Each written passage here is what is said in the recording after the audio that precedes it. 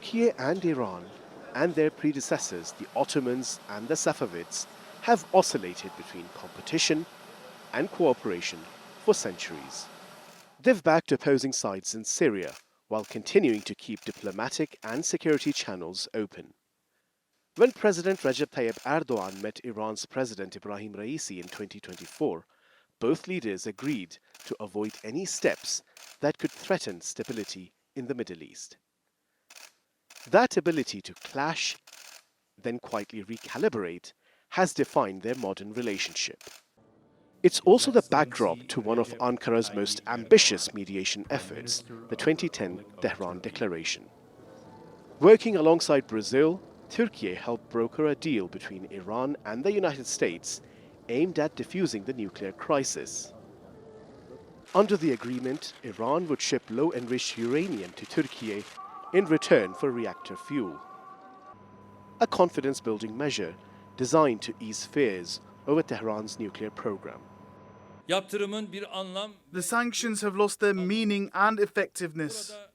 A window has now opened for resolving the issue through diplomacy. Türkiye is the country making the greatest effort for peace in the region. It is against all nuclear weapons. It advocates for the Middle East and the world to be free of nuclear weapons. Although Washington ultimately walked away from the deal, it reinforced Türkiye's reputation as a country able to engage all sides. Tehran trusted Ankara enough to host sensitive nuclear material despite its close ties with Western capitals. Since then, Ankara has sought to maintain economic and political ties with both Iran and the United States. That balancing act is again visible in the current crisis. Turkish Foreign Minister Hakan Fidan has been shuttling between regional capitals, pushing hard for de-escalation. Our stance in the face of this crisis is very clear. While we reject all actions targeting neighboring geographies, Israel's attempt to whitewash its own crimes and occupation policies behind the smokescreen of this regionally fueled conflict, from which it benefits amid instability, must never be allowed. President Erdogan has coupled that diplomacy with sharper rhetoric. He has urged the United Nations to act, calling for an arms embargo on Israel.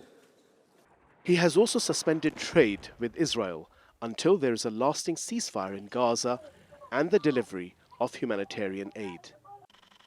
At the same time, Türkiye has continued to engage all sides behind the scenes. US officials have acknowledged Ankara's role in relaying messages between Tehran and Washington, while Iran's President Masoud Pezeshkian has publicly praised Türkiye's role. The President of the Republic of Turkey, my dear brother Mr. Recep Tayyip Erdogan's firm stance in condemning the aggressive Zionist regime is commendable. The brotherly Turkish nation has played an important role in solidarity with the Islamic Ummah for many years. With divine grace, we will continue on this honorable path. From brokering the Tehran nuclear declaration in 2010 to today's shuttle diplomacy amid a dangerous US-Israeli confrontation with Iran, Türkiye is betting that its mix of tough public criticism and quiet back-channel engagement can once again position it as a key mediator and, perhaps, help steer the region away from a wider war. Hasan Abdullah, TRT World, Ankara.